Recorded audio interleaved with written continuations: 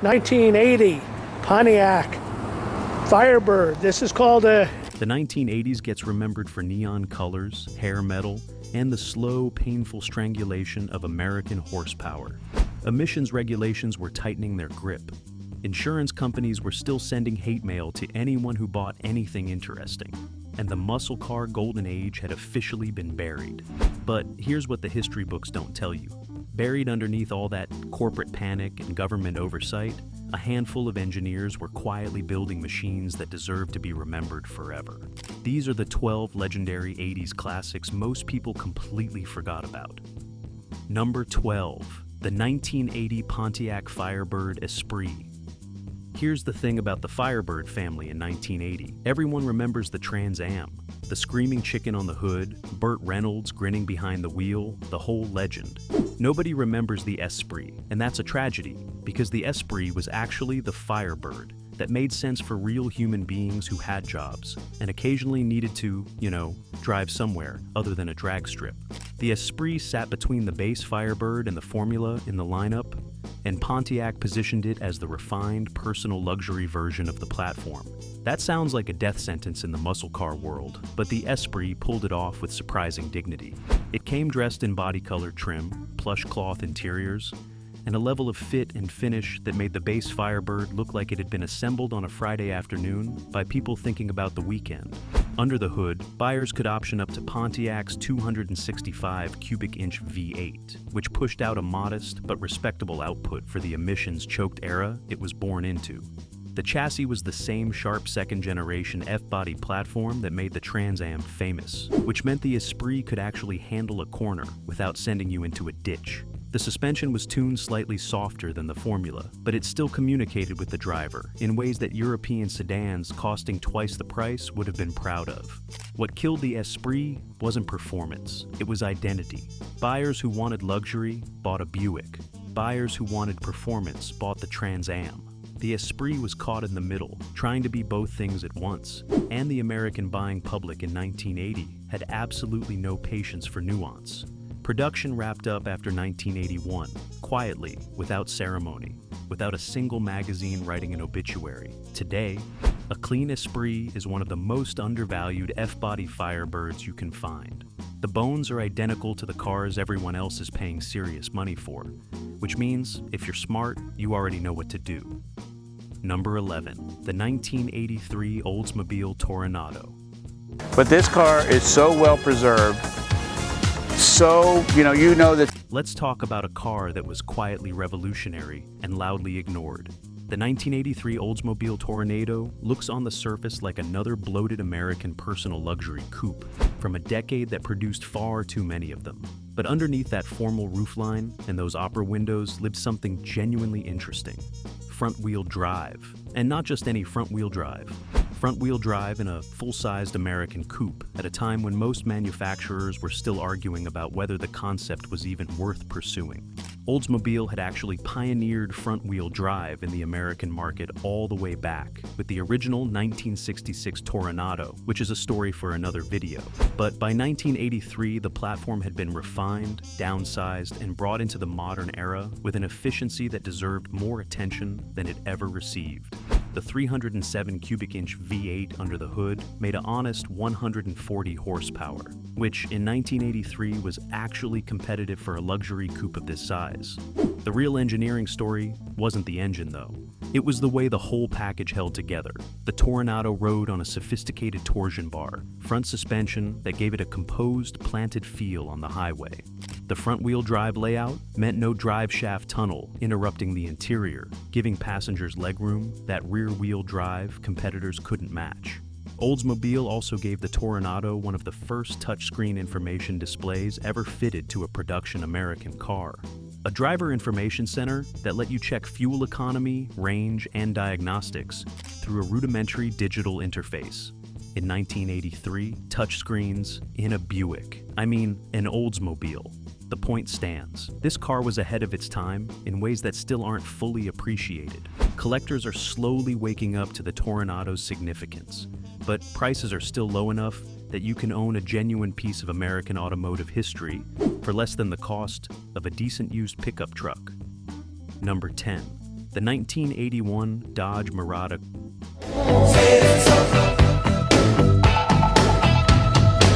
Chrysler, in the early 1980s, was a corporation fighting for its life. Lee Iacocca was on television, begging Americans to buy cars so the company wouldn't collapse entirely. It was, to put it gently, not a great time to be launching a personal luxury coupe. And yet, the Dodge Mirada existed anyway, which honestly deserves some kind of award for sheer stubbornness. The Mirada was based on Chrysler's M-body platform, a chassis that traced its roots back to the 1962 Dart. By 1981, that platform was old enough to have nostalgia for itself, but Chrysler's engineers had spent 20 years learning exactly what this chassis could and couldn't do, and the Mirada represented a surprisingly refined final expression of everything they'd learned. Styling was handled with more restraint than you'd expect from the era. The Mirada wore a long hood, a formal fastback roofline, and a waterfall grille that managed to look aggressive without looking desperate. The interior was genuinely plush, with available leather seating, a full-gauge cluster, and enough chrome to keep a polished manufacturer in business for a decade. Performance options included the 318 cubic inch V8 in standard trim, with the 360 cubic inch V8 available for buyers who remembered what muscle cars used to feel like and weren't quite ready to let go of that feeling entirely. Neither engine was going to embarrass a Trans Am at a stoplight, but both delivered the kind of relaxed, torque-rich cruising that made long highway miles disappear without effort. The Mirada lasted only through 1983 before Chrysler killed it to focus resources on the front-wheel drive K-car revolution. Only around 26,000 were ever built across its short run. If you want one today, you can still find them at prices that suggest most of the world has completely forgotten they exist, which, for the right buyer, is absolutely perfect news. Number 9. The 1984 Buick Riviera convertible.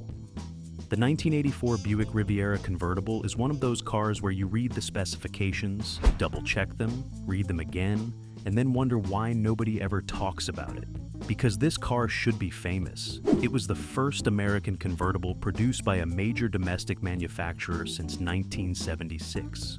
8 years. 8 years without a proper American ragtop from the Big Three. And when Buick finally brought one back, the world basically shrugged.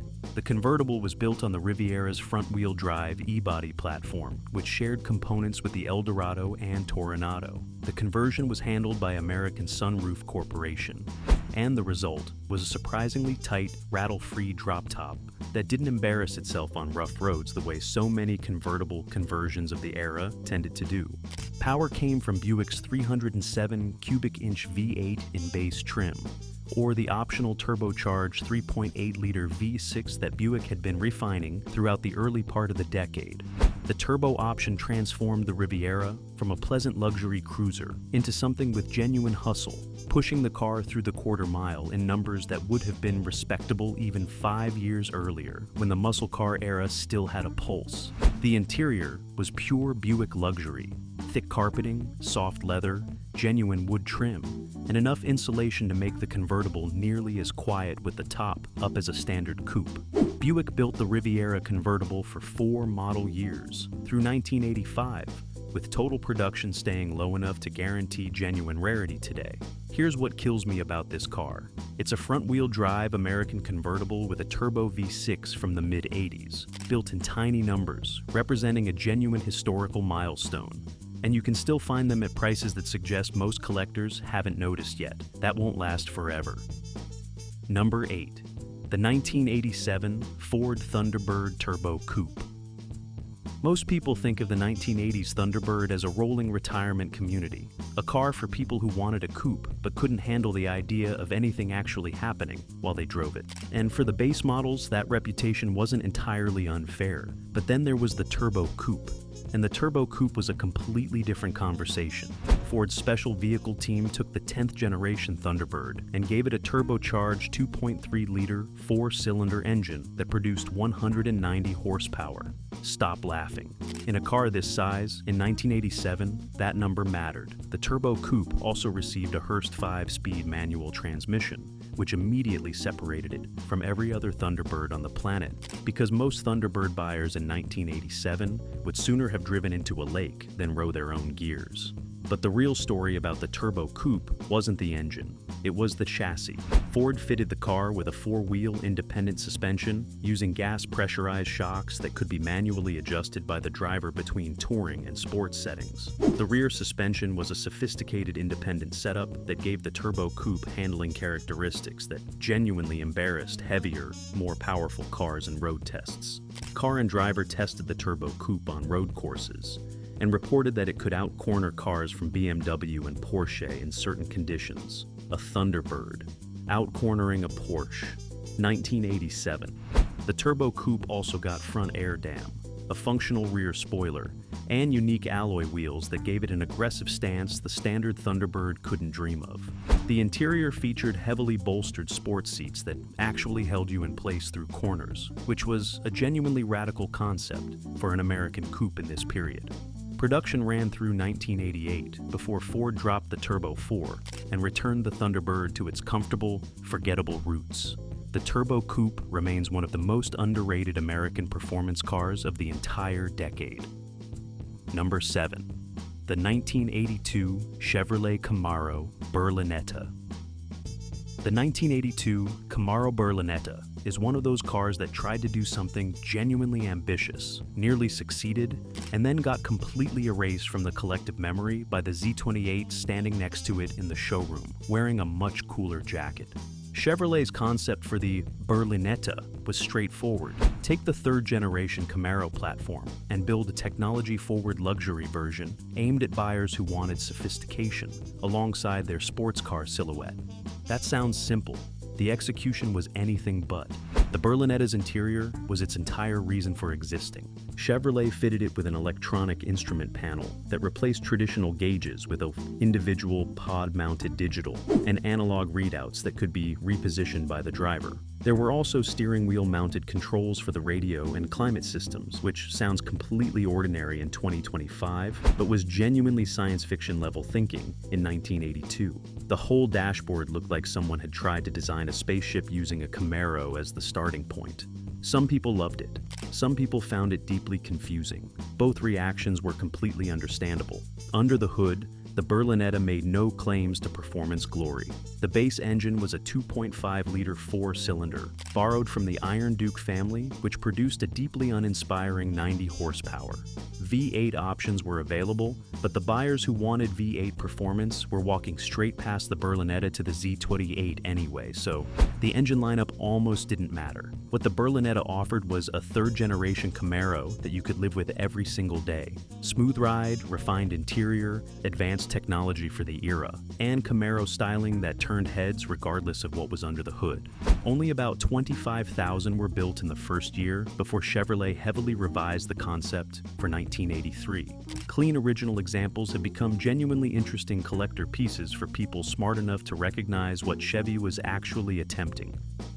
Number 6. The 1985 Lincoln Continental Mark VII LSC.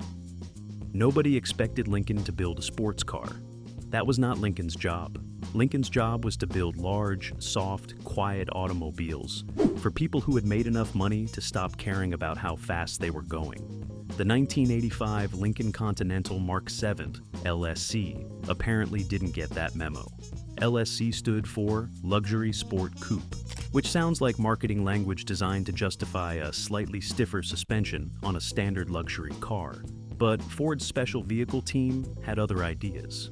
The Mark VII LSC received a high-output version of Ford's 5-liter V8, producing 165 horsepower in its initial form. That grew to 200 horsepower by the end of production as Ford continued developing the engine. The suspension was specifically tuned for handling rather than comfort, which in a Lincoln was roughly equivalent to installing racing slicks on a cruise ship. The Mark VII LSC sat on performance tires that no previous Lincoln had ever worn. It received 4-wheel disc brakes at a time when many of its luxury competitors were still running drums in the rear. The steering was sharper than anything Lincoln had fitted to a production car in decades. Car and Driver actually compared the Mark VII LSC directly to the BMW 5 Series in a 1985 comparison test, and concluded that the Lincoln was a legitimate competitor against a BMW, a Lincoln. People had to read that test twice to believe it was real. The Mark VII LSC ran from 1984 through 1992, giving it one of the longer production runs on this list. It never got the recognition it deserved because the badge on the nose said Lincoln, and American buyers had a firmly established belief about what Lincolns were supposed to be. That belief was wrong, and the LSC is the proof. Number 5. The 1986 Chrysler LeBaron GTC. The 1986 Chrysler LeBaron GTC shouldn't have been as good as it was. It was front-wheel drive. It was built on the K-car platform, which Lee Iacocca had essentially saved the entire corporation with by making it as inexpensive and practical as humanly possible. Performance was nowhere in the original K-car brief. And yet, here was the GTC, a turbocharged convertible with genuine performance intentions, built from the bones of one of the most sensible cars in American history. The GTC came with Chrysler's turbocharged 2.2-liter four-cylinder engine, producing 146 horsepower in initial trim, rising to 174 horsepower with the intercooled turbo that arrived later in the production run. In a car weighing just under 3,000 pounds, that power delivery created 0 to 60 times in the mid-6-second range on a front-wheel drive car in the mid-80s. That was genuinely impressive. Chrysler paired the turbo engine with a 5-speed manual transmission that gave drivers actual control over the power delivery, which mattered enormously with the turbo's sudden boost characteristics. The suspension was sport-tuned, the brakes were upgraded, and the steering was tight enough to communicate road surface information back to the driver with more honesty than you'd expect from anything wearing a LeBaron badge. The convertible top was a proper power unit that operated cleanly and sealed tightly enough to make highway driving with it raise genuinely quiet. The interior was well finished by Chrysler standards of the period, with available leather and enough features to make the GTC feel like a legitimate sports convertible rather than a dressed-up economy car with delusions of grandeur. Production never hit massive numbers, which means clean examples today are genuinely rare. The GTC proved that the K-car platform had performance potential that nobody had expected, and that's a story worth telling. Number 4. The 1989 Mercury Cougar XR7. Mercury's problem throughout the 1980s was simple and impossible to solve. Everything Mercury made was also available as a Ford, only cheaper and with better marketing. The Cougar XR7 suffered from this reality more than almost any other car in the lineup. It was essentially the Thunderbird Turbo Coupe in a different suit, and almost nobody bought it, which is genuinely tragic because the XR7 was an excellent car. It shared the Thunderbird's supercharged 3.8-liter V6 in later production years, producing 210 horsepower through the same sophisticated four-wheel independent suspension that had made automotive journalists write enthusiastic paragraphs about the Thunderbird's handling. On a winding road, the XR7 felt planted, balanced, and genuinely rewarding to drive in a way that most American coupes of the period simply didn't bother attempting. The interior was one of the nicest spaces in any American car at the price point. Deeply bolstered seats, a clean dashboard layout, available leather and wood trim, and enough electronic features to feel genuinely modern for the end of the decade. The driver's seat felt positioned and purposeful rather than merely comfortable, which was a meaningful distinction in a market dominated by cars, designed entirely around the concept of making the driver feel nothing whatsoever. Mercury built the Cougar XR7 through model year 1988, and total production numbers stayed low throughout the run. Today, finding a clean XR7 requires actual effort. They didn't survive in large numbers because they were driven, enjoyed, and eventually worn out by people who actually appreciated what they had. That's not the worst legacy for a forgotten car to carry. Number 3. The 1980 AMC Eagle American Motors Corporation gets almost no respect in the history of American performance, which is only partly fair. Yes, they were underfunded. Yes, they were outgunned by the big three in almost every category. And yes, some of their products in the late 1970s looked like they had been designed by a committee that had never actually seen a car in person. But in 1980, AMC did something that no major American manufacturer had ever done before, and barely anyone noticed. They built the Eagle, and the Eagle was, in 1980, a passenger car with full-time all-wheel drive. a station wagon and sedan that could put power to all four wheels continuously, not just when things got slippery, but all the time, in all conditions, because AMC had licensed and developed the Quadra-Track transfer case technology that gave the Eagle capabilities that no other passenger car on the American market could touch. Think about what that means.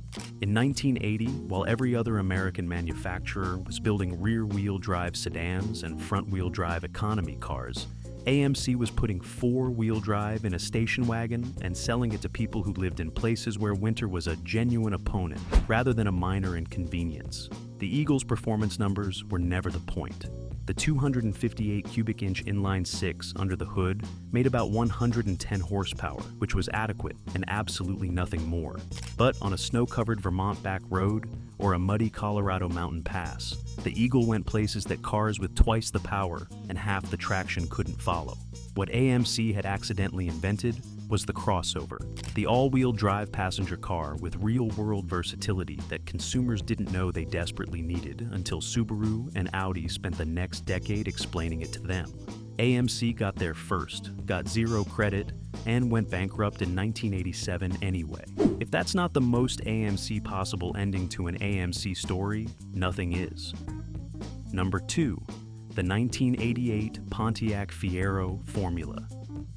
The Pontiac Fiero's story is one of the saddest in American automotive history, not because it was a bad car, because it was a bad car that was just starting to become a great car, right at the exact moment General Motors decided to stop making it. When the Fiero launched in 1984, it was a revolutionary concept, a mid-engine two-seat sports car from a mainstream American manufacturer, built with plastic body panels, a space-frame chassis, and genuine sporting intentions. It was also deeply compromised by corporate cost-cutting that forced engineers to use an underpowered four-cylinder engine, a transmission borrowed from a front-wheel drive economy car, and a suspension that handled corners with all the enthusiasm of a city bus. But Pontiac kept developing the Fiero. Every year it got a little better. Better suspension geometry, better engine options, better build quality, and by 1988, the Fiero formula was genuinely impressive.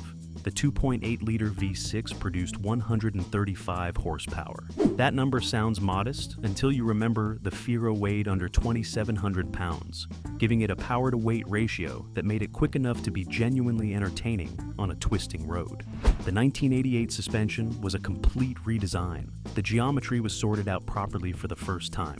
The shocks were upgraded, the brakes were improved, and the whole chassis suddenly felt like it had been engineered by people who wanted the car to be good rather than merely adequate. Road tests from 1988 described the Fiero formula as handling better than any previous American sports car at the price point. One journalist called it a baby Ferrari that you could actually afford. That was probably too generous, but it wasn't insane. And then General Motors canceled it. 6 months after the 1988 models hit the showrooms, citing declining sales and a desire to focus resources elsewhere, GM pulled the plug on the only mid-engine sports car American consumers could walk into a dealership and buy for a reasonable price. The 1988 Fiero formula represents something genuinely painful in automotive history. It's the proof of what the car could have been if anyone had given it enough time to finish becoming itself. If that doesn't make you at least a little angry, you might want to check your pulse. Number 1, the 1987 Buick GNX. Everything on this list deserves more attention than it gets. But number 1 isn't a question. Number 1 was never a question. Because in 1987, Buick built only 547 examples of a car that could humiliate a Ferrari Testarossa, embarrass a Chevrolet Corvette, and make a Porsche 911 turbo driver seriously reconsider their life choices. And they put a Buick badge on it. Because why not? The GNX started life as the Buick Grand National, which was already one of the most shockingly fast cars of the decade. But Buick handed the Grand National's turbocharged 3.8-liter V6 to McLaren Performance Technologies and ASC, told them to make it faster, and then stood back and watched something genuinely frightening get built. McLaren fitted a new ceramic turbocharger that spooled up faster and held boost longer than the standard unit. They revised the intercooler, reworked the exhaust system, calibrated the transmission specifically for hard launches and fitted wider wheels and unique fender flares to accommodate tires that could actually handle what the engine was producing. The official horsepower figure was 276. That number was, to put it diplomatically, a complete work of fiction. Independent dyno testing consistently showed the GNX making over 300 horsepower at the crank, with torque numbers approaching 370 pound-feet. The results were staggering: 0 to 60 in 4.7 seconds, quarter mile in 12.7 seconds at 113 miles per hour. In 1987, those were Ferrari numbers, actual Ferrari numbers, and Buick was delivering them from a turbocharged V6 in a car that looked, at first glance, like something a bank manager might drive to work. That was the GNX's greatest weapon: the blacked-out paint, the subtle badging, the understated exterior that gave absolutely nothing away until the turbo spooled up and the rear tires started crying for mercy. Nobody saw it coming. Nobody in a Ferrari or a Porsche or a Corvette looked at a black Buick Coupe and thought they needed to be worried. They thought wrong every single time. Buick built only 547 GNX models, all in that sinister black, all in calendar year 1987, before the Turbo V6 program was canceled entirely. Some original owners reportedly paid off their cars by taking them to stoplights and racing people who should have known better. At least one owner was reported to have made enough from street racing to pay the car off completely within a year of purchase. Whether that story is completely true is unclear. Whether it's completely believable is not unclear at all. Today, pristine GNX examples sell for well over $100,000. Some have crossed $200,000 at auction for a Buick from 1987. If you need any more evidence that the American automobile industry was capable of genuine magic even in its darkest decades, the Buick GNX is all the evidence you will ever need. The 1980s gets written off constantly as the decade that almost killed American performance. And from certain angles, that's fair. The horsepower numbers were down. The designs were compromised. The corporate decisions were often catastrophic. But buried inside all of that were engineers who refused to give up, product planners who still believed in building something worth remembering, and machines that deserved far better than the obscurity that swallowed most of them whole. These 12 cars were not perfect. None of them were, but every single one of them had something worth finding, something worth understanding. And if you're the kind of person still watching a video about forgotten 1980s classics at this point, you already know exactly what that something is, because the best forgotten stories haven't even started yet.